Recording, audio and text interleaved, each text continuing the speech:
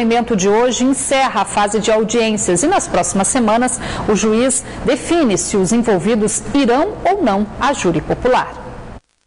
Segundo o juiz Mauro Antoni, o depoimento de Ednei Costa Gomes, de 26 anos, foi para esclarecer a participação dele no caso ao fim do prazo para apresentar defesa. Ednei foi apontado como responsável por intermediar os contatos no plano da tentativa de homicídio contra a bacharel em Direito Denise Almeida, que teria sido encomendado pela socialite amazonense Marcelaine Chuma, na capital, por ciúmes envolvendo um empresário.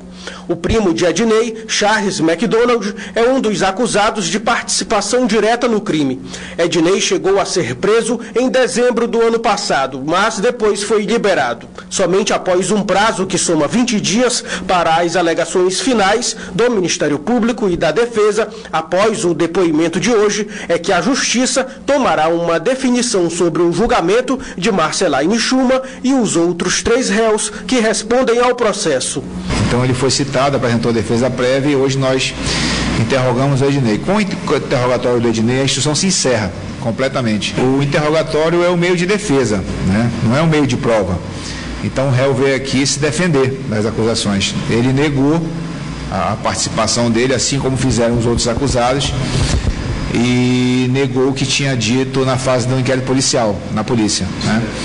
E cabe ao juiz, quando for decidir se vai haver júri popular ou não, analisar todas as provas que constam dos autos.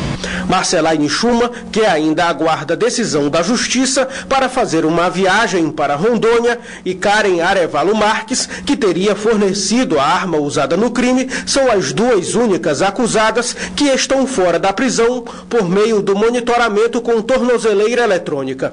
Se eu determinar realmente que ela vá viajar, eu ainda vou decidir isso até amanhã, essa decisão está saindo. A tentativa de homicídio contra Denise ocorreu em novembro do ano passado, no estacionamento de uma academia no centro de Manaus. 3 integrantes de uma quadrilha que praticava assaltos a mercadinhos na zona norte da capital foram presos pela Polícia Militar no início da tarde de hoje. Eles foram abordados em um carro e na fuga trocaram tiros com os policiais. Ninguém ficou ferido. Dos 5 ocupantes do carro, 2 conseguiram escapar. Dos 3 detidos, 1 cumpre pena no regime semiaberto e 2 são menores. Com eles foram apreendidos quase R$900 em dinheiro, resultado de um assalto que o bando havia acabado de realizar a um açougue no bairro Monte Pascoal. Todos foram encaminhados ao 26º DIP. E 8 pessoas foram presas nesta quinta-feira durante uma operação deflagrada pela Polícia Civil para combater o tráfico de drogas em vários bairros da capital. O que chamou a atenção da polícia era que os criminosos usavam câmeras para monitorar alguns pontos de venda de drogas na capital. Endereço, de busca, foi encontrado também um sistema de monitoramento. Com base nessas câmeras, eles visualizavam a ação policial, para evitar possíveis flagrantes, etc. Ao todo, 8 pessoas presas foram apresentadas na Delegacia Geral da Polícia Civil na manhã de hoje. A Operação Sentinela tinha como objetivo cumprir mandados de busca e apreensão e foi realizada em vários bairros de Manaus contra o tráfico de drogas. E efetuar as prisões dos principais distribuidores e armazenadores de drogas. Entre o que foi apreendido estavam droga, armas, dinheiro e até um carro. Uma mulher foi encontrada morta esta manhã próxima a um córrego na zona centro-sul da capital. O corpo de Elinilza Lages Viana, de 26 anos, foi encontrado com várias marcas de agressão. Foram moradores que acionaram a polícia. A suspeita é que ela tenha sido atraída ao local do crime e morta a pauladas durante a madrugada. Já pela manhã, o IML foi acionado para remover o corpo, que foi encontrado ao lado de um córrego no bairro da União, zona centro-sul de Manaus. Ainda de acordo com a polícia, há suspeita de que a mulher vivia sozinha e era usuária de drogas. Hoje foram os servidores do Tribunal Regional do Trabalho da 11ª Região que entraram em greve por tempo indeterminado aqui na capital. E as audiências dos processos trabalhistas já começaram a ser suspensas nesta quinta-feira. No primeiro dia da greve, o atendimento foi reduzido e apenas as audiências de acordo dos processos trabalhistas devem ser priorizadas a partir de agora. Um decreto da presidência do Tribunal Regional do Trabalho, da 11ª Região, determina que 50% das atividades sejam mantidas durante a greve, que é por tempo indeterminado. O presidente do sindicato da categoria explica que o movimento é nacional. É uma reivindicação de 6 anos que já transita no Congresso Nacional. Nosso projeto está uma votação no plenário do Senado, o governo conseguiu barrar novamente a votação do projeto e isso nós não vamos admitir. A greve começa hoje, a gente vai avançar com a greve dentro da Justiça Federal, dentro do Tribunal Regional do Trabalho, que é também do Poder Judiciário da União, e com isso a gente vai tentar garantir a votação desse reajuste. Ainda segundo ele, não houve outra alternativa a não ser a greve antes do recesso. A gente trabalha com o ambiente político. O ambiente político diz que o Congresso Nacional, que é responsável por essas votações, encerra as atividades dia 30. E se não encerrar antes, em decorrência das festas juninas, o prazo é curto, a gente só tem esse mês de junho para colocar em votação esse projeto. Se não for agora, a gente vai amargar mais um ano de congelamento salarial. Então é uma situação crítica, difícil, que o servidor não aguenta mais, a gente quer a aprovação já do nosso reajuste. Além do Fórum Trabalhista no centro da capital, o movimento também deve chegar à sede do TRT, no bairro Praça 14, na Zona Sul. A Prefeitura de Manaus começou a liberar hoje as guias de pagamentos para 3.000 famílias da capital afetadas pela cheia do Rio Negro. Este ano, o calendário de pagamento do SOS Enchente foi dividido em 7 grupos que receberão o documento de liberação em 2 dias. Há 4 dias, a cota do Rio Negro está em 29 metros e 61 centímetros no Porto de Manaus. Mas, de acordo com o Serviço Geológico do Brasil, ainda é cedo para afirmar que as águas pararam de subir. Mas, nas áreas próximas ao rio, os transtornos continuam para milhares de famílias. Segundo a Defesa Civil de Manaus, este ano, mais de 3.000 famílias foram afetadas pela cheia em 15 bairros da capital, principalmente no São Jorge, Educandos e Mauazinho. Pessoas como Dona Artemisa amargam prejuízos com a subida das águas ano após ano. Todo ano eu tenho perda, e fora a minha casa, que cada ano fica pior, cai banheiro, cai pátio. Todo ano eu tenho que reformar um pouquinho. Para tentar minimizar os impactos da cheia, nesta quinta-feira a Prefeitura deu início à entrega de guias de pagamento às famílias atingidas. Dos 7 grupos, 4 receberam o benefício hoje. A Prefeitura de Manaus, através da Secretaria Municipal da Mulher, da Assistência Social e Direitos Humanos, atenta a essa situação de vulnerabilidade das famílias que são atingidas pela cheia, disponibiliza em 2 parcelas o pagamento do auxílio aluguel. A primeira de R$300 e a segunda de R$300, além dos benefícios eventuais. A partir do dia 27 de junho, a Secretaria irá divulgar a data do próximo pagamento, do pagamento da segunda parcela. A ajuda é de R$300 para cada família, valor que chega em boa hora para muita gente. A nossa situação é precária, que está alagado, aí é mais uma ajuda para pagar o aluguel. Você sabe que dinheiro sempre vem em boa hora, né? A gente está quebrado, aí aparece um momentinho que a gente sobe um pouquinho, né? Ajudar. E essa foi de boa e grande ajuda. A ajuda representa um gasto de R$900 mil para os cofres do município. O benefício deve estar disponível para saque a partir de amanhã. E confira agora a previsão do tempo para esta sexta-feira. Os detalhes no mapa.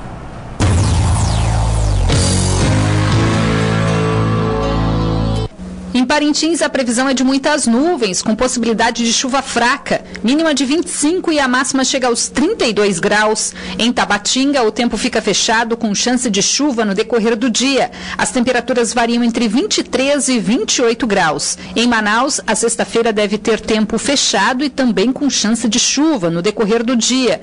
E as temperaturas variam entre 26 e 31 graus. Uma operação do Manaus Trans nesta quinta-feira cobrou dos motoristas da capital o uso do cinto de segurança. A operação começou na Avenida das Torres, onde os agentes fiscalizaram o uso de cinto de segurança. Em 2 horas de ação, mais de 100 motoristas foram flagrados sem o uso do equipamento e acabaram autuados. Deixar de usar o cinto de segurança é infração grave e resulta em multa de R$ 127,69, mais 5 pontos na carteira de habilitação. Em outro trecho da avenida, o radar portátil flagrou 36 condutores ultrapassando a velocidade máxima permitida na via, que é de 60 km por hora.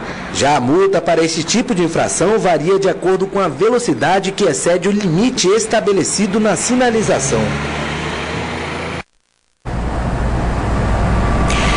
Mas essas não são as únicas infrações cometidas por motoristas aqui da capital. Não bastasse a falta de estrutura das avenidas aqui de Manaus, a falta de bom senso de alguns condutores também contribui para um trânsito mais caótico.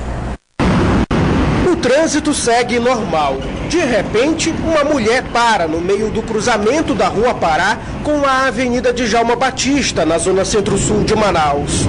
Nesta semana, essas imagens gravadas de um celular chamaram a atenção nas redes sociais. A suspeita é de pane seca. Veja que a motorista desce do carro com outra mulher e atravessa a rua em direção ao posto de combustíveis. No momento que o vídeo é gravado, nenhum agente de trânsito aparece. E segundo o Manaus Trans, o caso não foi registrado pelo Centro de Comando Operacional do Instituto. O vídeo termina registrando o carro abandonado bem no meio do cruzamento. No posto, ninguém soube explicar o que realmente aconteceu. Esta manhã, os funcionários que atenderam a mulher no último fim de semana não estariam trabalhando no momento. De acordo com o artigo 180 do Código de Trânsito Brasileiro, esse tipo de infração média prevê multa de R$ 85,13, mais 4 pontos na CNH e a remoção do veículo. Em Manaus, flagrar motoristas infringindo a lei não é difícil. Fazer esse retorno proibido, por exemplo, já virou rotina na Avenida Boulevard Álvaro Maia, na zona centro-sul da capital. A sinalização é ignorada por muitos motoristas que passam por aqui diariamente. Os veículos chegam a fazer fila. E os abusos não param por aí. Carros são abandonados nas calçadas. Já nesta rua, na mesma localidade, a mania é de parar em fila dupla, seja para aguardar alguém ou mesmo estacionando irregularmente. Parar em fila dupla também é infração grave e gera multa e pontos na Carteira Nacional de Habilitação. São atitudes que só aumentam o transtorno no trânsito. E nas ruas tem motorista que mesmo depois de fazer o curso de direção, admite a falha. Já parou em fila dupla? Já.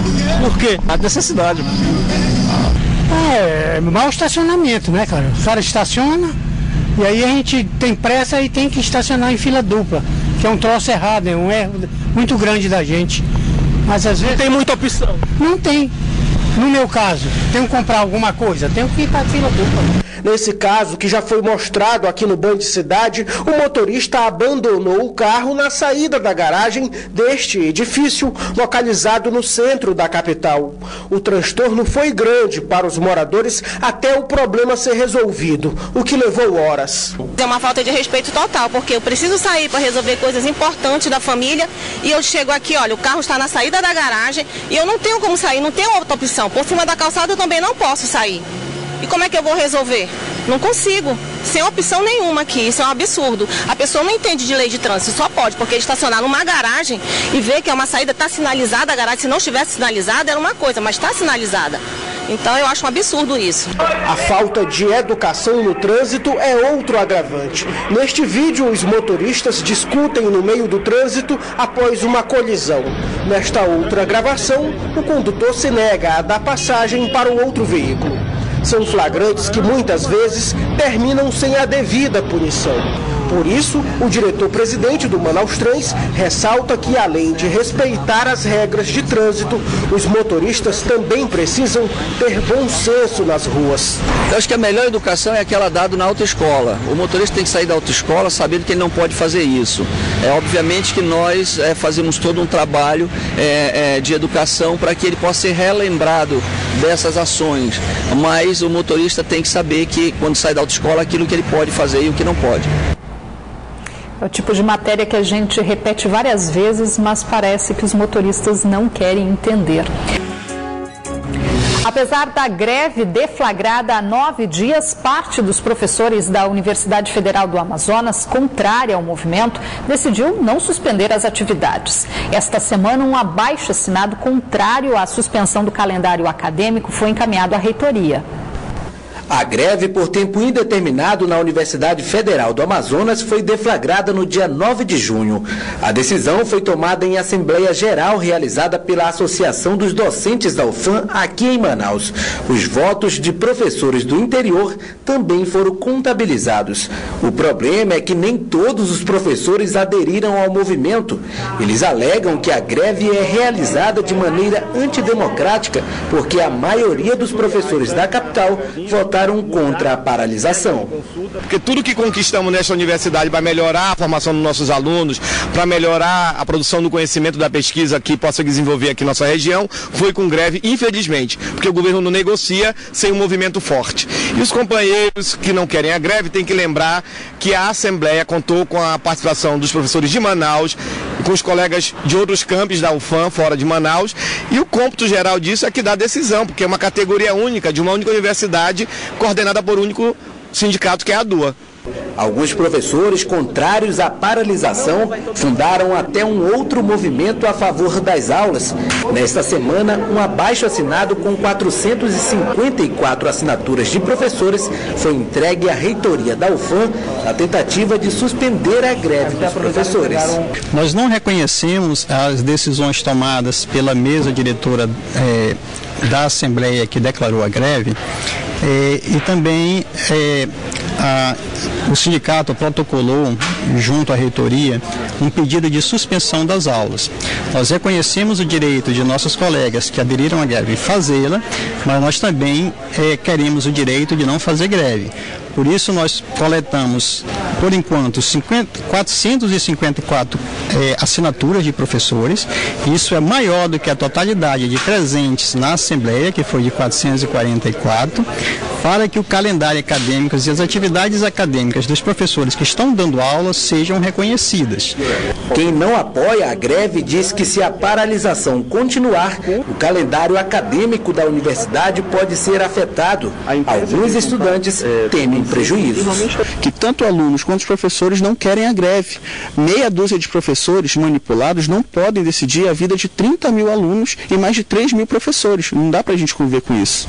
Enquanto o impasse não é resolvido, parte dos professores continuam em sala de aula e a outra de braços cruzados. O esporte sempre foi visto como um instrumento de socialização de pessoas. E agora você vai conhecer um projeto idealizado por policiais militares no bairro Santa Etelvina, na zona norte de Manaus. Lá, o futebol é a principal arma para retirar crianças e adolescentes das ruas e, ao mesmo tempo, revelar novos talentos.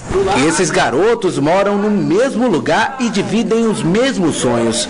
Eles fazem parte do projeto Santa Bola, desenvolvido pela Polícia Militar no bairro Santa Etelvina, zona norte de Manaus. A iniciativa, que usa o futebol como forma de inclusão social, existe há 2 anos e atende quase 400 crianças e adolescentes de baixa renda.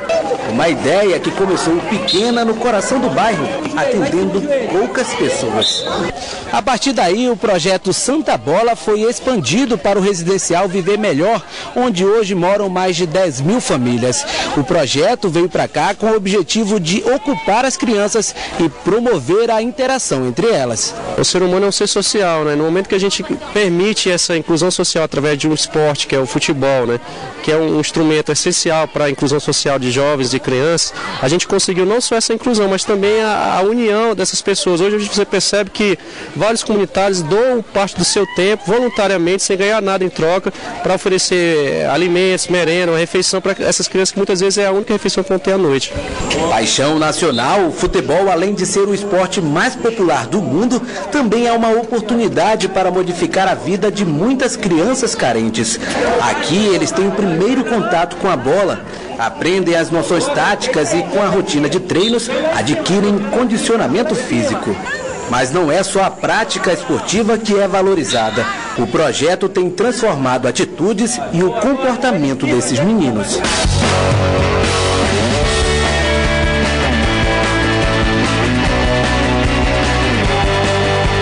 Sucessivamente elas praticam o jogo, que é a parte mais emocionante do projeto, né? Que elas interagem, fazem novas amizades e aprendem através da regra do jogo, regras que podem levar para suas casas, obedecendo pai, mãe, professores.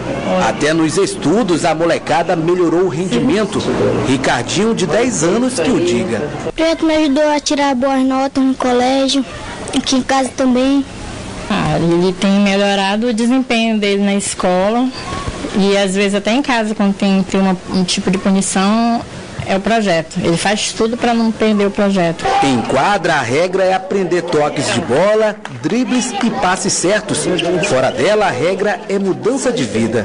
É através do futebol que esses garotos alimentam o sonho de vencer na vida. O projeto mudou o que na tua vida? Mudou meu comportamento, minha disciplina na escola, minhas notas, conheci novos amigos aqui também. A amizade é sempre importante e fiquei longe do caminho das drogas. O projeto é bem legal, nós jogamos bola, nós fazemos exercícios físicos, táticos e nós brinca também. E a gente uniu o útil ao agradável, trazendo essas crianças para cá, fazendo atividade física, que você está vendo na prática de esporte, entendeu? Elas melhoraram na questão educacional, na família, porque assim começaram a obedecer mais os pais. E é assim, driblando as dificuldades por meio do lazer e da socialização, que essas crianças vão sendo transformadas em verdadeiros cidadãos.